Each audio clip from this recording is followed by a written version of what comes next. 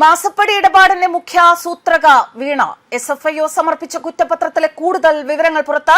മാസപ്പടി കേസിൽ മുഖ്യമന്ത്രി പിണറായി വിജയന്റെ മകൾ വീണയ്ക്കെതിരെ സീരിയസ് ഫ്രോഡ് ഇൻവെസ്റ്റിഗേഷൻ ഓഫീസ് സമർപ്പിച്ച കുറ്റപത്രത്തിലുള്ളത് ഗുരുതര കണ്ടെത്തലുകൾ. CMRL എക്സലോജിക് മാസപ്പടി ഇടപാടിന്റെ മുഖ്യ സൂത്രക വീണ ആണ് എന്നാണ് കുറ്റപത്രത്തിൽ പറയുന്നത്. എക്സലോജിക് കമ്പനി തുടങ്ങിയതിനു ശേഷം വളർച്ച താഴോട്ടേക്കായിരുന്നു എന്നും കുറ്റപത്രത്തിൽ വ്യക്തമാക്കുന്നു. മുഖ്യമന്ത്രിയുടെ മകളുടെ കമ്പനി തുടക്കം മുതൽ തകർച്ച നേരിട്ടിരുന്നു എന്നും CMRLൽ നിന്നുള്ള പണമായിരുന്നു കമ്പനിയുടെ പ്രധാന വരുമാനമെന്നും കണ്ടെത്തൽ. പ്രതിവർഷം 66 ലക്ഷം രൂപയുടെ ബാധ്യതയാണ് വീണയുടെ എക്സലോജിക് കമ്പനിക്ക് ഉണ്ടായിരുന്നത്. CMRLുമായി ഇടപാട് തുടങ്ങിയതായിരുന്നു പിന്നീട് കമ്പനിയുടെ മുഖ്യ വരുമാനം. 2017 മുതൽ 2019 വരെ കാലയളവിൽ CMRLുമായി ഇടപാടുകൾ നടത്തി. പ്രതിമാസം 5 ലക്ഷം രൂപ CMRLിൽ നിന്ന് വീണയുടെ പേരിലെത്തി.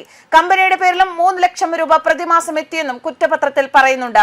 എറണാകുളം അഡീഷണൽ സെഷൻസ് കോടതിയിലാണ് SFIO കുറ്റപത്രം സമർപ്പിച്ചത്. യാതൊരു സേവനവും നൽകാതെ വീണയുടെ കമ്പനിയായ എക്സലോജിക് CMRLിൽ നിന്ന് 2.7 കോടി രൂപ കൈപ്പറ്റിയെന്നാണ് SFIO അന്വേഷണത്തിൽ കണ്ടെത്തിയത്. വീണ അടക്കമുള്ളവർക്കെതിരെ പ്രഥമ ദൃഷ്ട്യാ കുറ്റം നിലനിൽക്കുമെന്നാണ് കുറ്റപത്രത്തിലുള്ളത്. വീണയും CMRL മാനേജിംഗ് ഡയറക്ടർ കർത്തയും ഉൾപ്പെടെ 13 പേരാണ് കേസിലെ പ്രതികൾ. 10 വർഷം വരെ തടവ് ശിക്ഷ ലഭിക്കാവുന്ന കുറ്റങ്ങളാണ് ഇവർക്കെതിരെ ചുമത്തിയിരിക്കുന്നത്. CMRLന്റെ സാമ്പത്തിക ഇടപാടുകളിലെ ദുരൂഹതകളും SFIO അന്വേഷണത്തിൽ കണ്ടെത്തിയിട്ടുണ്ട്. ഏകദേശം 182 കോടി രൂപ രാഷ്ട്രീയ നേതാക്കൾക്കുൾപ്പെടെ കമ്പനി വകമാറ്റി നൽകി എന്നാണ് കണ്ടെത്തൽ. ശശിധരൻ കർത്തയുടെ മരുമകൻ അനിൽ ആനന്ദ പണിക്കർക്ക് 13 കോടി രൂപ കമ്മീഷൻ ഇനത്തിൽ വകമാറ്റി നൽകിയെന്നും അന്വേഷണത്തിൽ കണ്ടെത്തി.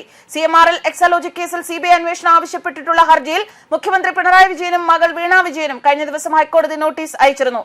ഇന്ററിം സെറ്റിൽമെന്റ് ബോർഡിലെ രേഖകളുടെ അടിസ്ഥാനത്തിൽ കേസിന്റെ അന്വേഷണം CBIക്ക് കൈമാറണം എന്ന ഹർജിയിലാണ് നോട്ടീസ്. മാധ്യമപ്രവർത്തകനായ MR അജയന്റെ ഹർജിയിലായിരുന്നു ഹൈക്കോടതിയുടെ നടപടി. കൊച്ചിയിലെ അഡീഷണൽ സെഷൻസ് 7ാം നമ്പർ കോടതിയിലാണ് SFIO കുറ്റപത്രം നൽകിയത്. ഈ റിപ്പോർട്ടിൽ തുടർ നടപടികൾ കേരള ഹൈക്കോടതി സ്റ്റേ ചെയ്തിരിക്കുകയാണ്. 2024 ജനുവരിയിലാണ് മാസപ്പടി കേസിൽ SFIO വീണ വിജയൻ ഉൾപ്പെടെയുള്ളവർക്കെതിരെ അന്വേഷണം ആരംഭിക്കുന്നത്. പ്രാഥമിക അന്വേഷണത്തിൽ CMRL എക്സലോജിക് ഇടപാടുകളിൽ ദുരൂഹതയുണ്ടെന്ന് SFIOയ്ക്ക് വ്യക്തമായിരുന്നു.